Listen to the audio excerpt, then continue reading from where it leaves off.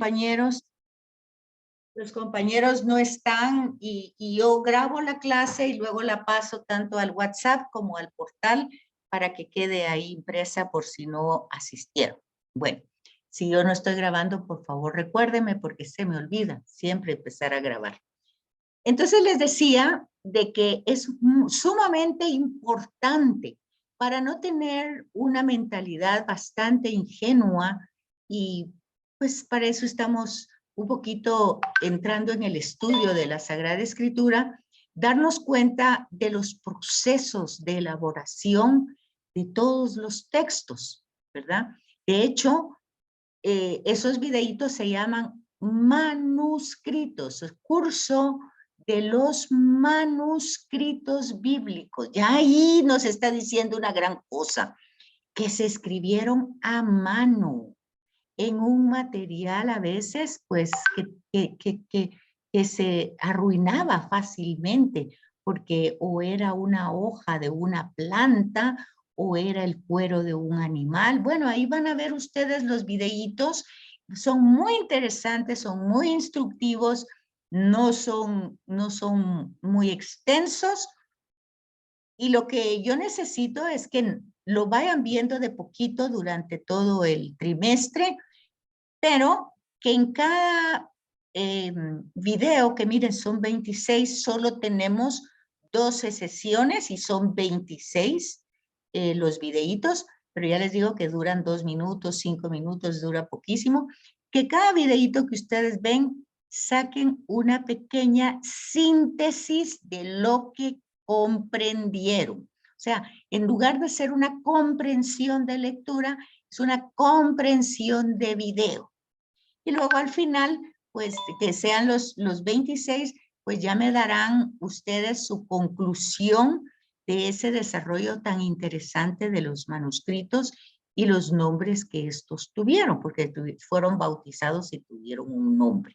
Eso va a tener una nota y va a ser entregado al final del trimestre. Pero se los digo desde hoy y está apuntado en la agenda de hoy en la plataforma porque para que lo empiecen a ver poquito a poquito, se empiecen a interesar e empiecen a hacer sus trabajitos, que no es una gran composición, ni un gran relato, ni todos sus comentarios. Es simple y sencillamente una línea. Si el video dura 3 minutos, pues se dan cuenta que no quiero una hoja de ese video. Una línea donde ustedes me digan, entendí tal y tal cosa. Y luego el segundo video, pues dice tal cosa, entendí tal y tal otra. Así, una cosa muy sencilla, muy sintética, solo para comprobar que se entendió lo que se busca, ¿verdad? De que la escritura, pues, ha llevado un proceso de siglos, de culturas, de personas, de épocas, de idiomas, y que no ha caído del cielo, así como la tenemos, que ha tenido un proceso de elaboración muy, muy largo. Y que si hoy tenemos impresas y las tenemos así empastadas, divididas en capítulos, en versículos, pues que no siempre fue así, ¿verdad? Entonces, que eso nosotros lo debemos comprender. ¿Y por qué lo debemos de comprender? Porque luego vamos a entrar con entender qué es inspiración y qué es revelación y qué es un canon y qué es una inerrancia y por qué la Sagrada Escritura pues siempre es inefable, es decir, no tiene errores. Todo eso, y para una persona pensante dirá, bueno, ¿y cómo puede pasar eso si llevó un proceso tan largo? Entonces, todo eso lo tenemos que ir captando en Sagrada Escritura. Ese es como en primer momento lo que ya tienen en el WhatsApp y en el portal. 26 videitos para ir entendiendo cómo se fue escribiendo la escritura a través de los siglos. Luego, el otro tema que también lo tienen en la agenda, en el portal, es que necesitamos una Biblia que tenga comentarios bíblicos, porque me interesa cuando nosotros lo leamos no me interesa que compartamos nuestras opiniones, nuestras ideas, nuestras creencias, sino que lo que dice la Sagrada Escritura, para no sacar al texto del contexto y entonces nosotros crear otra interpretación que no tiene nada que ver con la Escritura. Entonces, eso es como muy importante que lo hagamos y la Biblia por eso tiene que ser una Biblia con comentarios bíblicos. ¿Qué dice? Vamos, hasta ahí se va entendiendo. Jocelyn,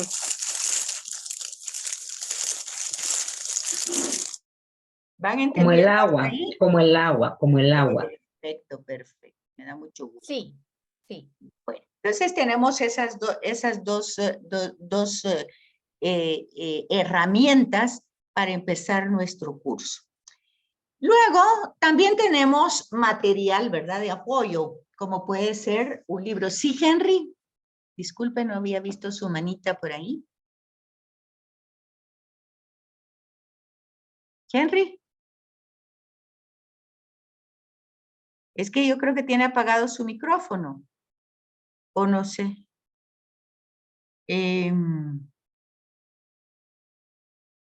Sí, aparte de la Biblia de nuestro pueblo, está la Biblia Jerusalén, que tiene comentarios de estudio. Está la Biblia también del peregrino, que es muy actual y tiene también comentarios. Esas son Biblias de estudio, por eso es que las necesitamos. Generalmente la Biblia Latinoamérica o latinoamericana, como dicen muchos, pues tiene bastante comentario, pero fíjense que esas interpretaciones están muy adaptadas al pueblo, a la comprensión fácil. Muchas veces se alejan de la verdadera traducción de las palabras originales que fueron en hebreo, en arameo o en griego, ¿verdad? Mientras que las Biblias de estudio pues nos ayudan a que nos dan las raíces incluso hebreas, griegas, para que nosotros vayamos entendiendo el contexto con el que se escribió, el sentido original con que se escribió. ¿Qué sería? Henry, ¿sí quiere hablar? Henry, ¿no? Yo creo que no, o no tiene sonido, creo, porque tenía desconectado su micrófono, pero ya no se le oye igual. Bueno, pero si es de estudio, Ivonne y Ronald, debe de tener comentarios, porque los comentarios los tiene al pie de página, porque si no, ¿cómo es de estudio? ¿Cómo puede estudiar uno sin el comentario bíblico? No se puede. Es el comentario el que nos permite ir como estudiando el texto. Sí, es comentada. Sí, tiene los dos. Ah, va. Muy bien. Entonces, eso lo necesitamos. ¿Qué manda? Se puede utilizar. Sí, se puede utilizar, o sea, sí se puede utilizar. Lo importante es que cuando vayamos trabajando, ustedes vayan teniendo el apoyo de los comentarios, ¿verdad? Para irlo compartiendo con todos los demás. Entonces, pues miren, la Biblia del pueblo es buena, no es cara. La Biblia Jerusalén de estudio también. Yo creo que la que es tal vez más cara es la del peregrino porque son 3 tomos, mientras que estas son chiquitas y sirven, ¿verdad? No sé si tienen otra pregunta. Bueno, también tenemos otro material que sería un libro, aparte que tenemos los videos, tenemos las presentaciones, tenemos un manual y también tenemos este libro que forma parte de varios tomos. Este es el primer tomo, Introducción General a la Biblia. No sé si lo logran ver por la luz, pero aquí está. Entonces, este se puede escanear o ustedes lo pueden comprar si ustedes quieren. tiene mucho de lo que dice la escritura, o sea, la Biblia, pero lo tiene ya desarrollado como texto, ¿verdad? Entonces, por ejemplo, algo que dicen las Biblias con comentario bíblico desde el principio. Hola, disculpa, ¿nos puede decir el autor, por favor? Sí, ahorita estoy explicando eso. Gracias. Son varios tomos y este es el de Introducción General a la Biblia. Es de Miguel Ángel Tabet, es el biblista, y es de Ediciones Pelícano. Palabra, ¿verdad? Pero como les digo, este es un tomo de varios tomos, es el primer tomo. Si ustedes lo quieren, está en internet, porque el año pasado una de las alumnas lo bajó y lo compartió, lo compró y lo compartió con todos de forma virtual, pero también se puede escanear o también se puede comprar como ustedes quieran. No lo necesito realmente de que lo compren, porque si tienen una Biblia comentada es suficiente. Sin embargo, si ustedes tienen el acceso a adquirirlo, pues está bien, pero no es barato, cuesta como 380 o 420, algo así. Cada uno de los tomos es de esos precios. Por eso no lo estoy pidiendo. Simplemente si alguien tiene el deseo de tenerlo, lo podemos escanear, yo lo puedo prestar para escanearlo y así se les facilita. Bueno, esa es una manera, ¿verdad? ¿Alguna pregunta? ¿No? Disculpe, ¿dónde podemos comprar el libro o la Biblia? Tanto la Biblia como el libro, pues está, por ejemplo, la Loyola. La Loyola está también Mater Magistra, está la librería San Pablo. Depende de por dónde vivan ustedes. Por ejemplo, si viven por toda esa área de Misco, la Roosevelt, está por ahí por el seminario, está esa librería de San Pablo. Si están, digamos, por la zona 1, está la Loyola en la 7ª Avenida y 3ª Calle. El Ave María también está por la 7ª Avenida. Y Mater y Magistra creo que está por distintos lugares. No recuerdo dónde la tenía, dónde está ahora, pero creo que está en varios lugares. Hay muchos lugares para conseguirlo. ¿Sí, Bon? Gracias, y para podérselo prestar y tal vez sacarle fotocopia. Sí, con mucho gusto. Ustedes me dicen cómo se les facilita y con mucho, yo vivo un poquito lejos porque vivo en San José Pinula, pero si hay alguna posibilidad o por ejemplo, ahorita he estado observando que mi hijo usa muchísimo un lugar donde mandan cosas. Entonces se puede hacer también a través de eso. No sé, hay formas para tenerlo si lo quieren compartir. También doy clases en la Landívar, si alguien vive por ahí y es clase presencial. Entonces hay muchas maneras y yo con mucho gusto se los comparto. Muchas gracias. A la orden. Bueno, entonces, otra cosa que teníamos que decir es que conforme vamos avanzando desde el día de hoy, van apareciendo palabras que van a ser nuevas o que no entendemos mucho el significado. Entonces, tenemos que ir apuntando para ir haciendo un glosario y así irnos pues como acomodando, acostumbrando con las palabras teológicas o las palabras de la Sagrada Escritura. Miren, el objeto del estudio, pues sí, hay un esfuerzo intelectual, pero básicamente es el querer comprender, o sea, en la competencia específica. Es que nosotros decimos que en el texto está la palabra de Dios y que Dios nos habla.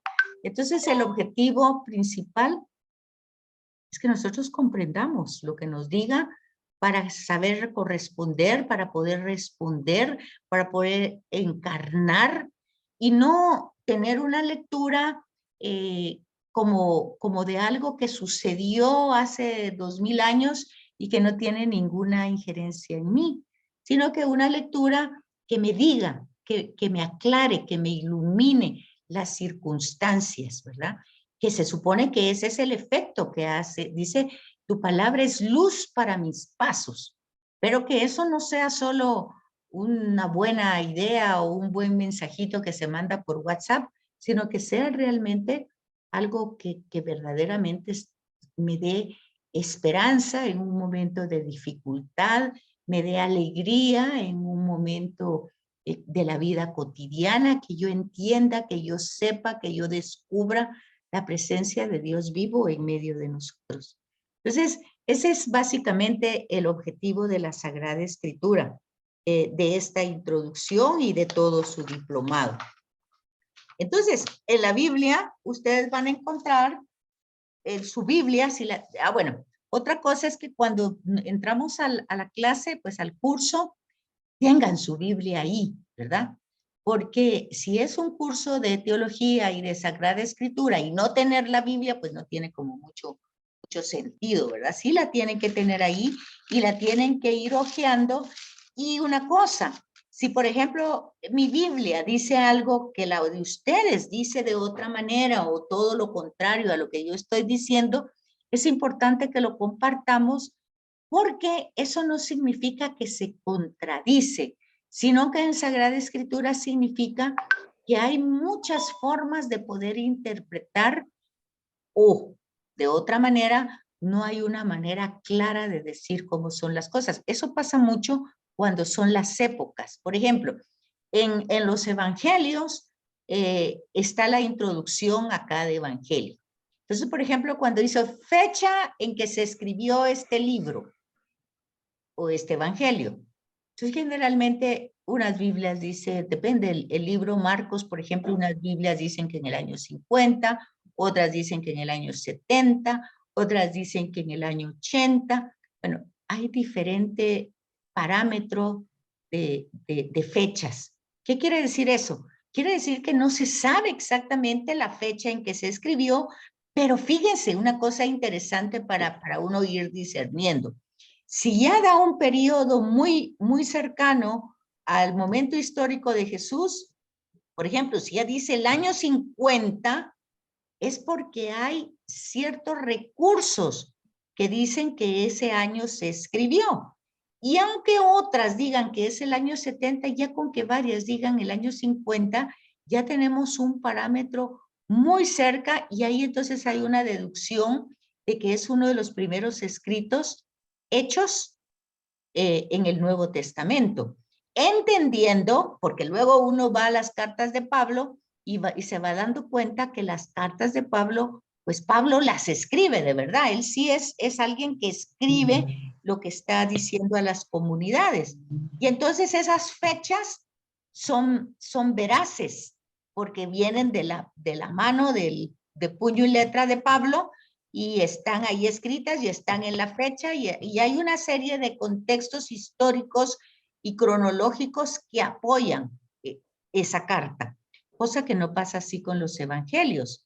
Pero entonces nosotros claramente llegamos a una deducción que lo primero que se escribe en el Nuevo Testamento son las cartas de Pablo, y que luego, según las fechas, vamos viendo el proceso de elaboración de los evangelios, y vamos viendo que Marcos se escribe primero, después Mateo y Lucas casi, pues, más o menos, aunque son destinatarios diferentes, pero se escriben más o menos en las mismas épocas, y Juan pues tiene un proceso de elaboración más largo. Eso es muy importante. Y es muy importante que nosotros lo entendamos, porque ustedes se dan cuenta, en la liturgia, cuando se proclaman los evangelios, dicen según, proclamación del santo evangelio según. Esa palabra según es importante, porque quiere decir que es una perspectiva, desde la perspectiva que está viendo la comunidad que escribe. Entonces, todas esas cosas que tal vez nosotros las pasamos desapercibidas, las vamos a ir comprendiendo en el estudio de la introducción, ¿verdad? Para ir viendo cómo es que se va desarrollando esa elaboración. Y por eso esos 12 videitos son muy importantes que ustedes los vayan viendo con calma. Una sugerencia no es que, por ejemplo, lo voy a poner para verlo, pero voy a estar haciendo el almuerzo, voy a estar haciendo otro trabajo, o voy manejando, porque entonces no se logra el objetivo de lo que se quiere. Y entonces tampoco vamos descubriendo las palabras que van a ir teniendo en el glosario. Bueno, entonces nuestras Biblias en el primer momento nos hablan, nos dan esa introducción general, ¿verdad? De qué es la Biblia, cómo se puede definir desde la parte teológica. Entonces, para empezar, tenemos que entender qué es teología. ¿Qué es teología? Entonces, cuando nosotros preguntamos qué es teología y dice, es el tratado de Dios. O sea, esa es la etimología de la palabra. La etimología es la construcción de la palabra. La construcción de la palabra es teo, Dios, logos, tratado. O sea, la palabra es una palabra compuesta. Esa es la etimología. Compuesta por dos palabras, teo, Dios y logos, tratado. Entonces es el tratado de Dios. Sí, pero esa es la etimología de la palabra. Pero ¿qué es teología en la forma práctica de la vida? ¿Qué es? Pues es una reinterpretación de la historia, pero desde una perspectiva teo, o sea, desde una perspectiva desde Dios, desde una perspectiva de fe. O sea, la teología por fuerza tiene que tener implicada la fe. Porque si no, no habría una manera de interpretarla desde Dios. ¿Y cómo? Si yo soy agnóstica, o sea, esa es otra palabra, agnóstica. No, sin conocimiento de Dios. O sea, Dios para mí es irrelevante, no me interesa. Agnosticismo. Y teo, o sea, ateo, o sea, el ateo es sin. Teo, Dios, sin Dios. Una cosa es que sea irrelevante, que no me interese, pues puede estar ahí, pero no me interesa saber nada de eso. Y aparte, ateo, sin teo, Dios, sin Dios. O sea, no hay Dios, yo no creo en eso, yo no creo para nada en que exista, en que haya, no creo. Entonces, esas dos palabras, agnosticismo y ateísmo, pues son dos palabras que realmente nosotros tenemos que comprenderla, que un agnóstico y un ateo, pues, ¿qué va a hacer leyendo la Sagrada Escritura? Pues si no es relevante y si para él no existe, pues todo esto es absurdo. Pero si nosotros estamos estudiando, queriendo conocer, pues obviamente tenemos una pequeña intuición de fe que queremos que crezca, que se desarrolle, que se alimente. Queremos conocer lo que Dios dice cuando habla y qué me está diciendo personalmente y cómo le puedo responder. Entonces, la teología va a ser una interpretación desde la fe. Pero esa interpretación desde la fe no es cualquier fe de cualquier gente, sino que es una fe que está ordenada, organizada por el magisterio de la iglesia, que es la doctrina, ¿verdad? O sea, nos va dando los docto es, por ejemplo, cuando dicen, esto es ortodoxo, es una recta doctrina. O sea, hay una doctrina correcta, con una intención, con una clara doctrina y una recta intención. Esos son los dos elementos importantes de la teología. Tener una clara doctrina, o sea, verdaderamente, ¿qué creo? Porque miren, por ejemplo, podemos decir constantemente, si Dios es amor, Dios nos ama, Dios es bendito, y luego rapidito nos pasa algo y nosotros mismos decimos, ¿pero qué hice que Dios me castigó?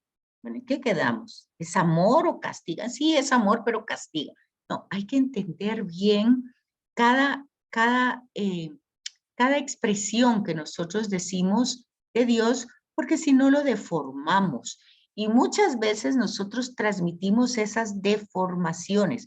Por eso, sumamente importante los comentarios bíblicos, para que no sea mi comentario, mi opinión, mis ideas, mis prejuicios, sino que sea lo que la misma escritura va haciendo a través de lo que se llama una hermenéutica. Mire cuántas palabras estamos aprendiendo.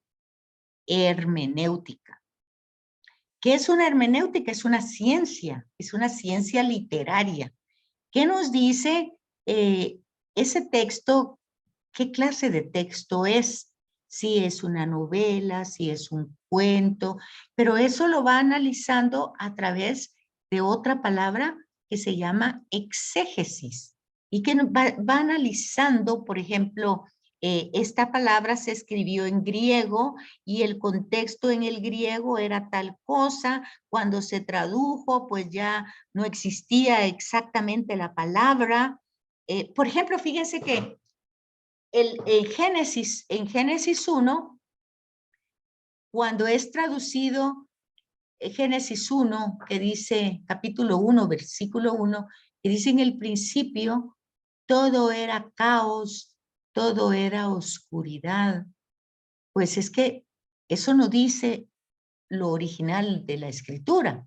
Dice que en el principio, o sea, Bereshit, tohu bohu. O sea que en el principio era tohu bohu, pero resulta que tohu bohu no tiene una traducción exacta. Pero como el texto es hebreo y lo están leyendo los judíos hebreos, los ortodoxos, ellos entienden lo que quiere decir ese texto. Y no quiere decir que había ni confusión, ni vacío, ni nada, sino que está tratando de expresar una realidad que con palabras, hay muchas cosas que con palabras no se pueden transmitir fácilmente, sino que tenemos que hacer uso a veces de la poesía, a veces del mito, a veces de la fábula. Y entonces así se transmite en la escritura. Bueno, pues todo eso es teología. Todo eso es lo que va desarrollando el lenguaje. Y esa es otra palabra importante. La Biblia tiene un lenguaje, no un idioma. Ya hablamos que el idioma puede ser griego, hebreo, arameo y las distintas traducciones. Pero tiene un lenguaje específico. Y en ese lenguaje específico, nosotros tenemos que tener muy claro que ese lenguaje no es ni subjetivo ni objetivo. ¿Sí, Carlos? Gracias. En la Biblia que yo tengo, que es latinoamericana, dice en el Génesis 1:1, en el principio, cuando Dios creó los cielos y la tierra. Así empieza. ¿A Ajá. eso te referías con la traducción que no es correcta en diferentes versiones? Pues no es que no sea correcta, es que no es exacta. O sea, Exacta, perdón, esa era la palabra.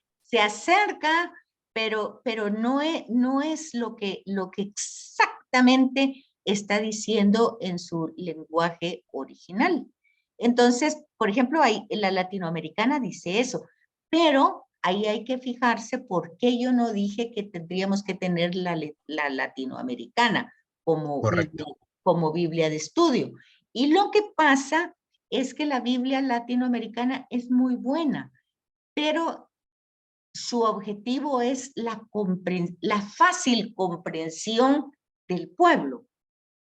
No es una Biblia de estudio, es una Biblia que me facilita la comprensión del texto. Entonces, puedo usar cualquier palabra que sea muy cercana, que vaya, que yo la entienda en mi contexto cultural y que me sirva, ¿verdad? Pero cuando estamos estudiando, no es esa nuestra finalidad, sino que es realmente encontrar la raíz original de cuándo y con qué sentido se escribió lo que se escribió. ¿verdad?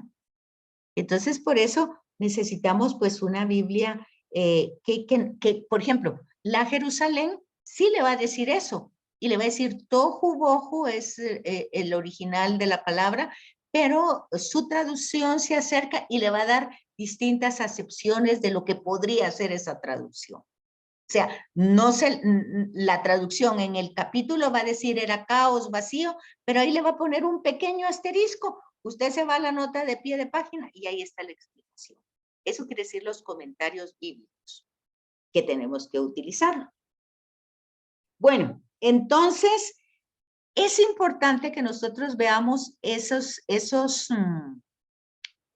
videitos, esos 26 videitos, porque el otro... ¿Te manda? Sí, yo tengo una pregunta. Yo tengo la Biblia de nuestro pueblo. Y, por ejemplo, tomemos Génesis, ¿verdad? El 1.1, como usted dijo. Ajá. Yo miro que aquí a la par del número 1 grandote dice Juan 1.1s. Ah, bueno. ¿Qué quiere decir eso? No. Eso que usted mira de aquí de Juan 1 y 1, eso se llama concordancia. Quiere decir que en el Evangelio de Juan, capítulo 1, versículo 1, hay un prólogo. Este es un prólogo, la creación. Y en el Evangelio de Juan, capítulo 1, hay este mismo principio. Y va a decir, solo que va a decir de otra manera, va a decir, en el principio existía el verbo era Dios y el verbo estaba en Dios. O sea, está hablando de una creación nueva a partir de Jesús. Mientras que aquí está hablando de, de la creación del universo, ¿verdad? Ok, y por ejemplo, que arriba, perdón, dice el título, la creación para mí. Y entre paréntesis dice Sal 104, punto y coma, Eclo 43, Proverbios, Pro 8,22, diagonal 31, paréntesis. ¿Eso también es una concordancia? Sí, es una concordancia porque quiere decir que temas de la creación usted la va a encontrar en el Salmo 104, en Eclesiástico 43 y en Proverbios capítulo 8 del versículo 22 al 31. Por ejemplo, los que son predicadores, de aquí es donde ellos se guían. Bueno, cuando nos empiezan a dar un montón de citas bíblicas, como que parece ping-pong.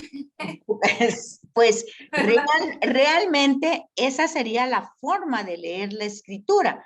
Por ejemplo, yo leo este versículo 1 y el versículo, digamos que leo del versículo 1 al versículo 3. Y leo esos 3 versículos y logro ver las concordancias, o sea, hacia dónde me lleva. Porque no se trata de que yo acabe el capítulo rápido, sino que yo entienda lo que dice este versículo. Entonces, luego, si usted se fija, en la parte de abajo de esta misma Biblia dice 1, está el número 1, o sea, quiere decir capítulo 1, versículo 1, pero fíjese una cosa, hace una línea y llega al capítulo 2. Y hay una coma, versículo 4a. O sea, esta es una cita bíblica que le está diciendo que le va a explicar, la explicación que viene aquí abajo no es solo de este versículo, sino le va a explicar todo el capítulo 1, desde el versículo 1, el capítulo 2, hasta el versículo 4a del capítulo 2. O sea, no todo el versículo 4, solo la primera parte. Quiere decir que ese versículo 4 está dividido en 2 partes, en A y B.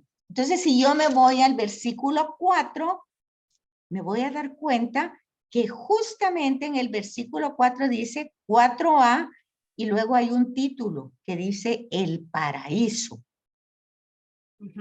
Generalmente ese tipo de explicación no lo tenemos claro y nosotros leemos el capítulo 2 como continuación del capítulo 1. Sin embargo, la nota de pie de página ya le explicó que el capítulo 1 se termina en el capítulo 2, versículo 4a. Y el capítulo 2, 4b, que ahí está marcado con una B chiquita, pues ya empieza otro tema. Y va a ser un tema que también aquí, ya en la nota de pie de página, se lo va a explicar. El capítulo 2, 4b, hasta el versículo 25. Entonces, vea qué importante entonces son las notas de pie de página para que yo entienda qué es lo que dice el capítulo 1. Y fíjense, ustedes se sorprenderían muchísimo, muchísimo cuando ustedes leen estos comentarios del pie de página, porque no tiene que ver nada, ni con ciencia, ni con evolución, ni con historia. O sea, es teología. Por eso explicamos primero qué es teología. Entonces, y en esa teología, pues obviamente va implícita la fe. O sea, no está dando una narración histórica, ni tampoco está dando una narración científica.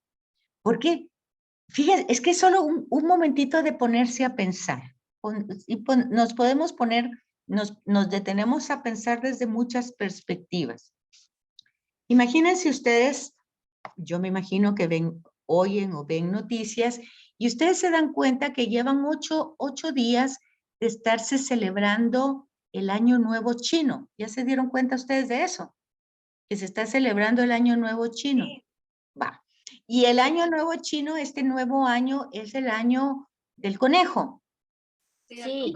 Ah, ya vio. ¿Y saben cuántos años llevan ellos en su calendario?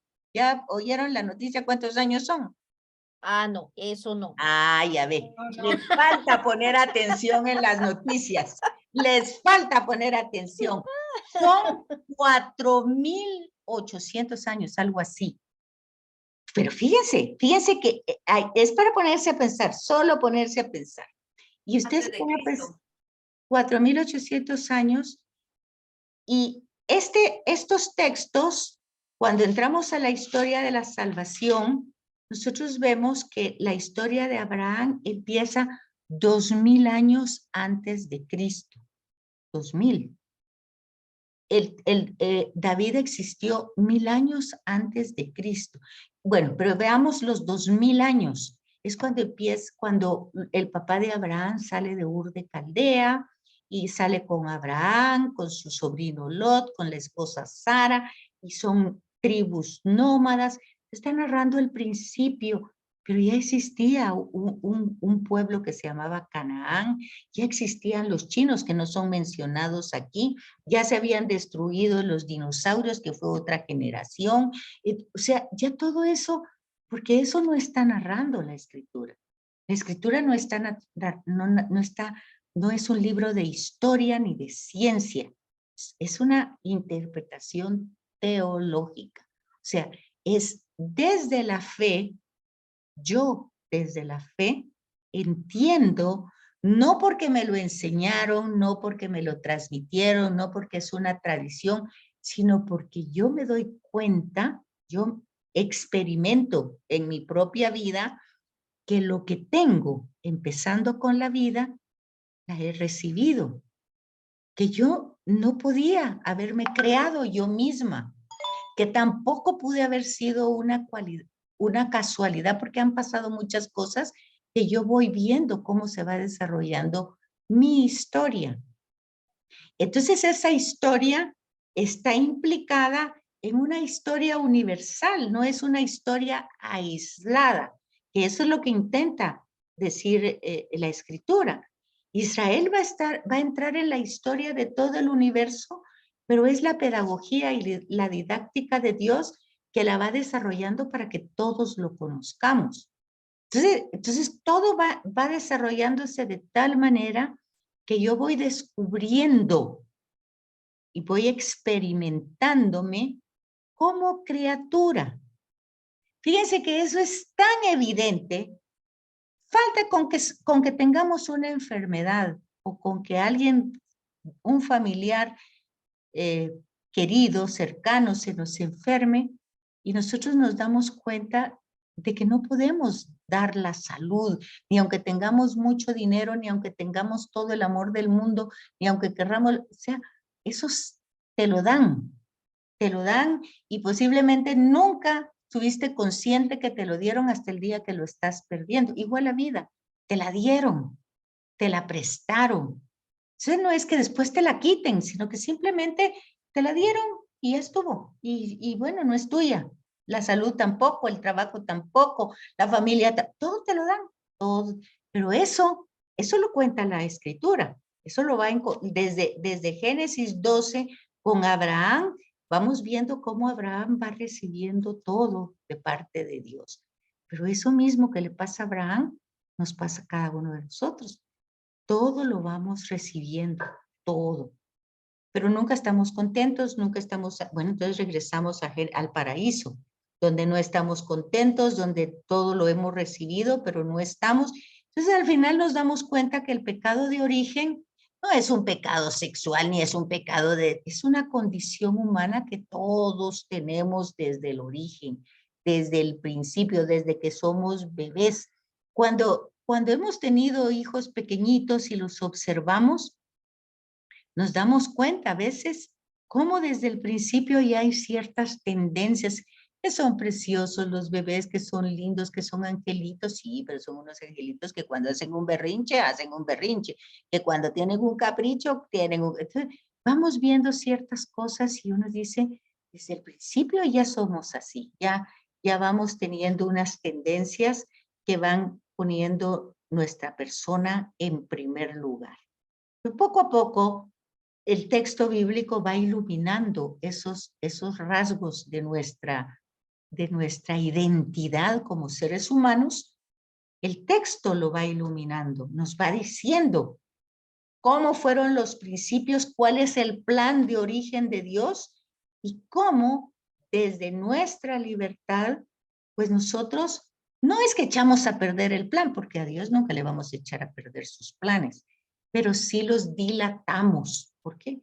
Hacemos una serie de laberintos en las historias que, pues que las cosas pues se tardan más.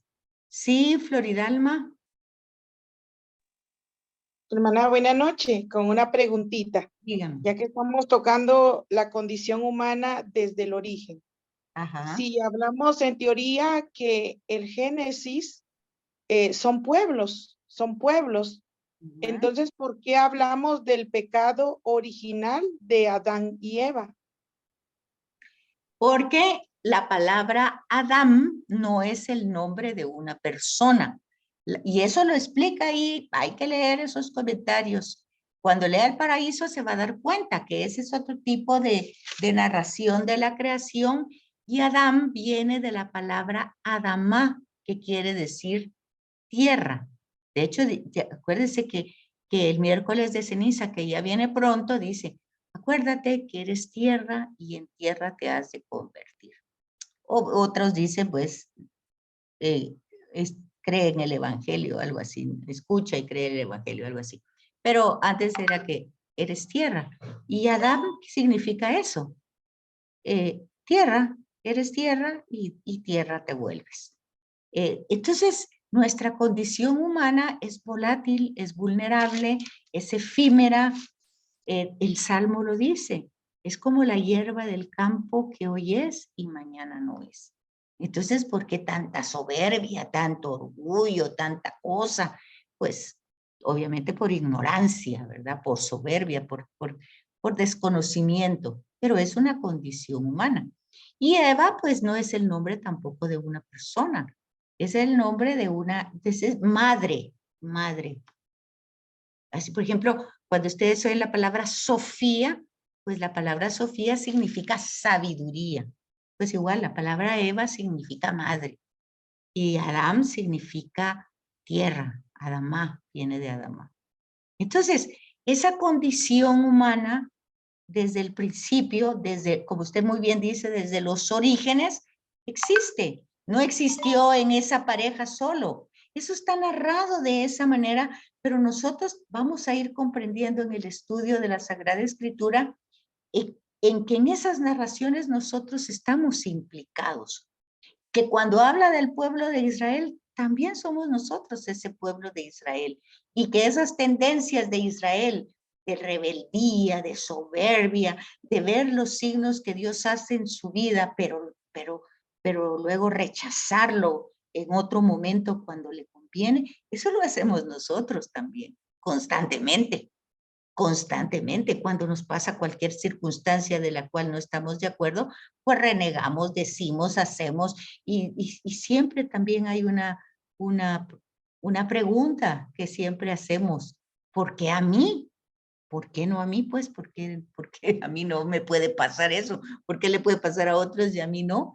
Pero todo eso es una realidad de la escritura en la que nosotros estamos implicados. Entonces es una forma de leer la escritura y los comentarios nos van ayudando. Sí, sí, Floridalma, ¿qué más?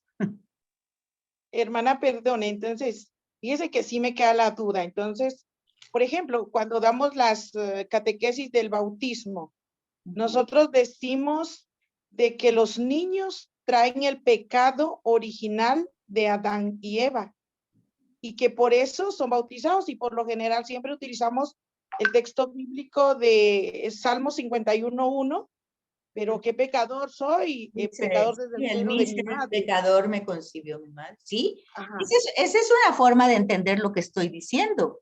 O sea, es un pecado, es una condición de origen. Ahora, el tema es este.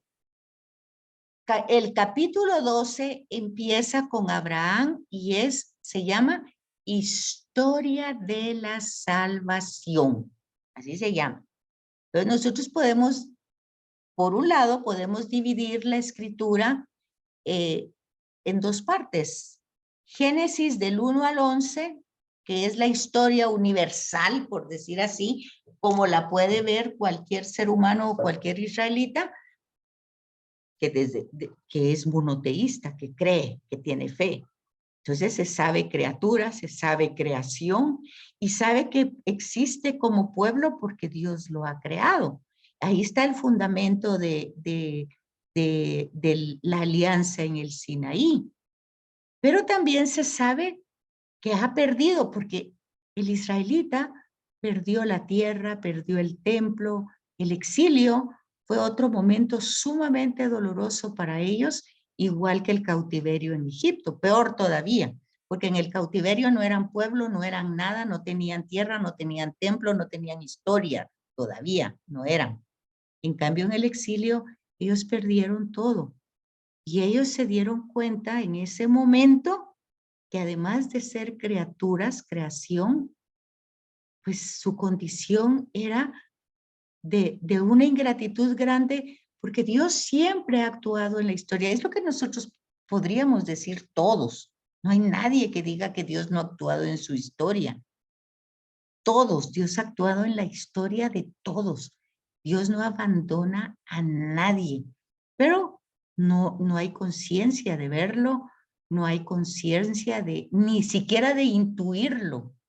Entonces, pues vivimos con una agnosis, esa es la palabra, sí, pues no es relevante, es solo cuando hay una emergencia, pues nos acordamos que existe. Pero entonces esa condición, como se llama historia de la salvación, y resulta que por nuestros actos libres y nuestra condición humana, pues creamos un laberinto y nos perdemos en la historia, pues nos tienen que venir a rescatar. Somos necesitados. Y entonces ahí entra el bautismo. Justamente porque somos necesitados, desde chiquititos, desde antes de nacer. Pecador me concibió mi madre. Entonces estamos necesitados de ser salvados. Pero eso no es mágico. Por eso hay un padre y una madre y un padrino. El problema es que la catequesis ya, pues no es que yo quiera lastimar a nadie, pero pues la catequesis cuando se da, ya sabe usted, pues, se dan a veces a la carrera, la gente llega solo porque quiere hacer el sacramento porque ya hay que hacerlo, no sé. Llega por muchas razones, menos por la razón indicada. O sea, entonces, todas esas cosas se han ido perdiendo y el estudio de Sagrada Escritura nos tiene que hacer recobrar el sentido verdadero. Claro que hay una condición, una tendencia. Pablo lo dice de otra manera, dice, no hago el bien que quiero, sino el mal que no quiero. Pobre de mí. O sea, nosotros podemos querer mucho hacer las cosas bien, pero de pronto hacemos lo que podemos y nos damos cuenta que podemos poco y podemos mal. Entonces, ya cuando llegamos a esa situación, nos damos cuenta de lo necesitados que estamos de Dios. Pero estamos necesitados no ahorita, estamos necesitados desde que nacimos, desde que crecimos, desde que estuvimos adolescentes, adultos, desde todos los momentos hemos sido grandes necesitados. De hecho, el Salmo dice eso, como una sierva, como un venadito, te busco. Como la sierva busca el agua, así te busco yo. O sea, con necesidad, con gran necesidad. Pero, tristemente, eso no lo vemos fácilmente, porque eso se tiene que experimentar y se experimenta doblemente. La Sagrada Escritura nos da la luz para que nosotros lo veamos en nuestra propia humanidad, porque es lo mismo. Lo que está escrito en la Biblia y lo que nos pasa a nosotros es exactamente lo mismo. Ahora ustedes van a decir, porque hay relatos, así como usted puede contar ese del Génesis, del pecado de Adán, ahí lo está entendiendo literalmente. Pero si usted entra al comentario bíblico que está aquí, abajo del texto, usted se va a dar cuenta de que no lo puede entender literalmente. Por eso es el comentario. Justamente comenta el texto para que usted pueda interpretarlo como realmente es, ¿verdad? Pero, ojo, tiene que entenderlo, porque si lo entiende a medias y lo transmite a medias, entonces es donde realmente todo el mundo se confunde, ¿verdad? O sea, el pecado de origen existe en toda la humanidad, no en Adán y Eva, en toda la humanidad. Adán y Eva representan la humanidad masculina y femenina.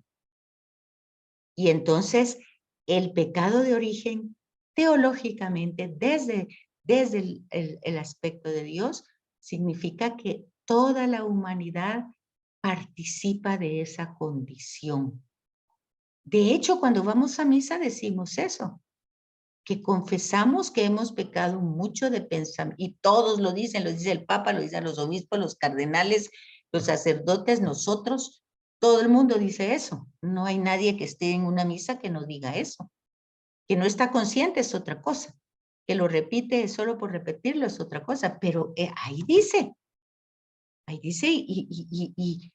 y es una verdad. No es que yo diga, no, pues yo no peco y ¿qué hago yo? Yo no mato a ninguno, yo no robo a ninguno, yo soy buena gente.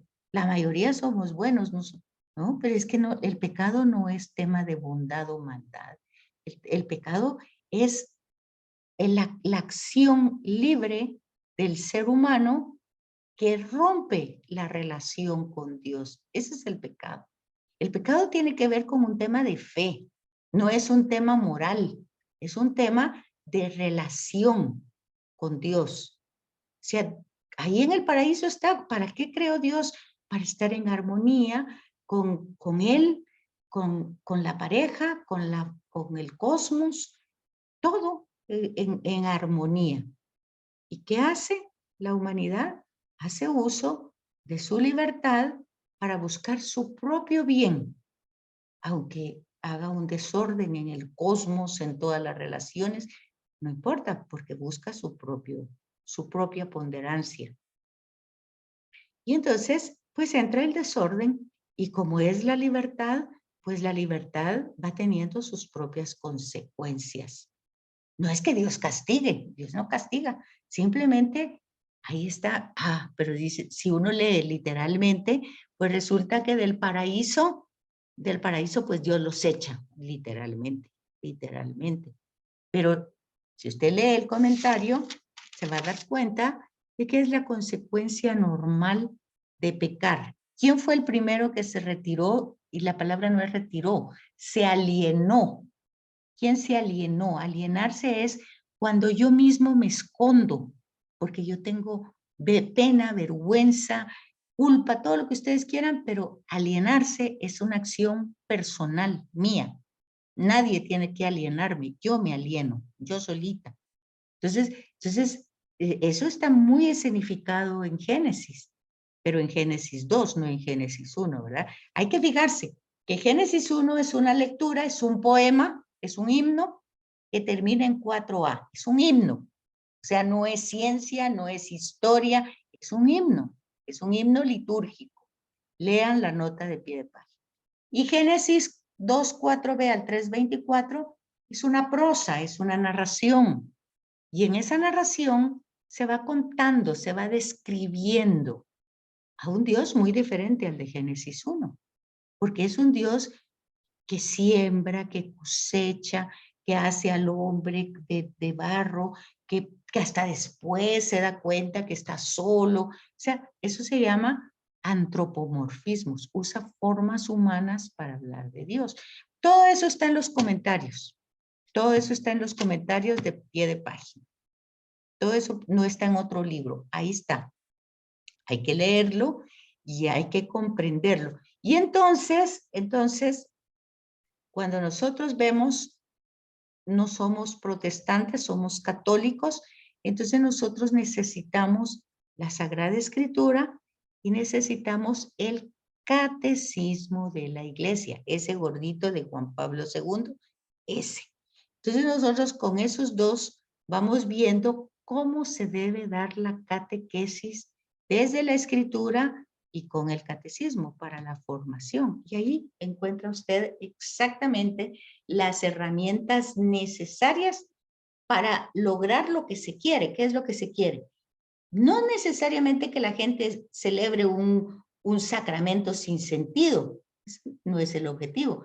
El objetivo es que la gente es acercar a Dios a la gente y a la gente a Dios. O sea, es decir, cuando nosotros trabajamos Sagrada Escritura es que las personas comprendan lo que Dios dice en la Escritura para que al mismo tiempo la persona se acerque. O sea, es el encuentro. El encuentro, si ustedes leen el programa que puse, pues dice que todo el esfuerzo es el encuentro entre Dios y el ser humano, que es realmente toda la historia de la salvación. Es eso, el encuentro de Dios con el ser humano. Es como darse cuenta que por eso es que Dios mismo se encarna en la persona de Jesús, para encontrarse con el hombre, para asumir nuestra realidad humana. O sea, es una historia de amor, de encuentros. Y de encuentros porque estamos perdidos. Él no es el perdido, Él no necesita de nosotros. Todos nosotros quienes necesitamos de su presencia y porque la tenemos, pero de alguna manera no la descubrimos. Entonces, todo eso, yo no les puedo explicar toda la Sagrada Escritura en el primer día, pero vamos a ir viendo poquito a poquito y si ustedes de veras se interesan, y no tanto para que yo les dé la respuesta, sino de leer. Por ejemplo, yo no les dije ahorita pues que leyeran Génesis 1 y Génesis 2 y 3, pero ya que tienen esa inquietud, pues hay que leer Génesis 1, Génesis 2 y Génesis 3 y ustedes mismos hagan un cuadrito y ahí ponen las similitudes entre Génesis 1 y Génesis 2, 4b al 3, 24. O sea, todo el 1, todo el 2 y todo el 3. Ponen las similitudes y ponen las diferencias. Y entonces se van a dar cuenta de que entre esas similitudes y esas diferencias hay una verdad clara. Y la verdad clara es que Dios quiere el bien del hombre. En las dos narraciones, aunque estén en las narraciones sea uno un poema o un himno y el otro una narración, aunque una diga una cosa y la otra diga una cosa, hay una verdad y esa es la verdad de Dios. Y eso es lo que dice Juan, Dios es amor y busca el bien del ser humano. Y solo hay que leer Génesis 1 y 2 y usted se da cuenta de eso claramente. Y no es que nosotros seamos malos, no es que nos creó malos, no es esa tampoco la interpretación. O sea, somos creación de Él, amados por Él, pero hacemos uso de la libertad. Y en la libertad hay muchas cosas que nos llaman la atención y que pensamos que valen la pena, y entonces las apostamos por eso, y bueno, ahí es donde estamos verdaderamente necesitados. Y esas historias son contadas muchas veces, y en la Escritura hay muchas narraciones de esas. Para no ir lejos en el Antiguo Testamento, vean la del hijo pródigo, es esa historia. El hijo es profundamente amado por el padre, pero es el hijo el que se quiere ir y quiere su herencia y se quiere ir, y el padre lo deja ir. Y eso no significa que no le duela, que no sepa todo lo que va a pasar, pero lo deja ir. Pero el padre, la parábola va contando cómo el padre siempre está a la espera de ese regreso. Tanto que lo ve de venir de lejos. Es decir, hay que poner atención en cada palabra que va diciendo, porque cuando dice, y el joven se fue a tierras lejanas, pues ahí ya usted entiende que la distancia que ese joven tomó del padre que lo amaba era muchísima. Tierras lejanas. Se fue lejos.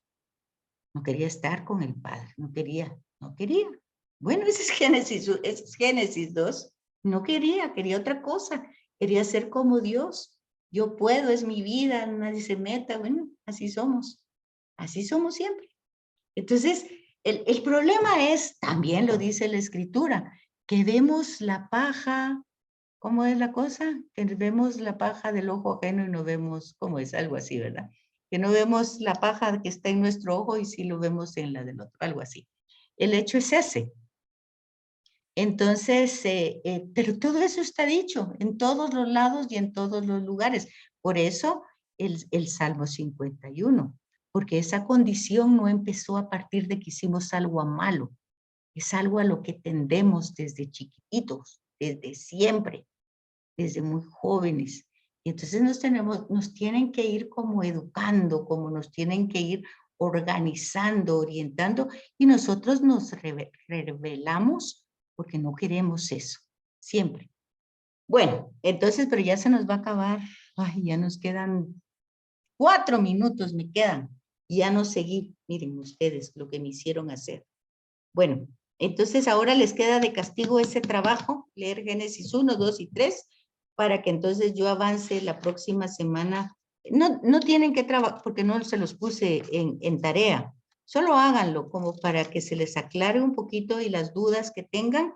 Y vean un poquito, manipulen su Biblia que tienen después de leer esos comentarios de esos 3 capítulos. Y traten de descubrir ahí algo que me faltó hablar, los géneros literarios, ya se los adelanté. Génesis 1 es un himno, es un género literario. Génesis 2, 4b al 3:24 es una narración, es otra forma literaria, una narración descriptiva. Pero vean ustedes que aunque los géneros literarios son diferentes, el mensaje es el mismo. Traten de descubrirlo a través del comentario. Y traten de pensar un poquito lo que estábamos hablando, ¿verdad? De que no es historia ni es ciencia, que lo que les decía de China, que está celebrando 4,000 y pico de años, quiere decir que ya existía humanidad, cuando aquí Génesis se está desarrollando como principio de Israel. Ya habían otras naciones que ya eran imperios. Es más, cuando los hijos de Jacob se van a Egipto, pues ¿qué pasaba? Pues Egipto ya existía y ya estaba Egipto siendo un gran imperio construyendo sus pirámides. Bueno, entonces, tener fe no significa no pensar, y tener fe no significa que le vamos a creer al texto exactamente en su literalidad, porque lo que estamos diciendo es que la teología o la palabra de Dios utiliza vehículos como los géneros literarios para transmitir una verdad. Entonces nosotros no nos podemos quedar en el género. Nosotros, el género es como el ropaje del mensaje. Y muchas veces nosotros nos quedamos en el ropaje y transmitimos el ropaje. Entonces, yo creo que al menos con esa inquietud ya ustedes van a leer un poquito su introducción y van a hacer esa pequeña lista de similitudes y diferencias y ya me contarán el otro lunes cómo les fue. ¿Qué les parece? Porque ya me toca de dar clases en otro lado. ¿Les parece? Muchísimas gracias, sí, perfecto. Sí, sí. Muchísimas está gracias, bien. Betsaida. Ujú. A la Esta Muchas orden. última gracias, parte Ello. estuvo muy linda. Muchísimas Bueno, pues gracias. si quieren el libro me dicen, cómo. Ahí está el chat, me escriben, 5296-4512 es mi teléfono celular, ahí está en el chat. Entonces me dicen cómo y yo se los paso. Así es que, Buenas noches. Muchas gracias, buenas noches. Gracias. buenas Qué noches. Buenas noche. noches a todos, bendiciones. Una pregunta, ¿Qué ¿esta manda? tarea la subimos a Google? No, La de esta las no, comparaciones, no, porque no se las había dejado, no. Solo háganla y la comentamos el otro lunes. Ah, perfecto. Gracias. Feliz noche. Igualmente. Ok.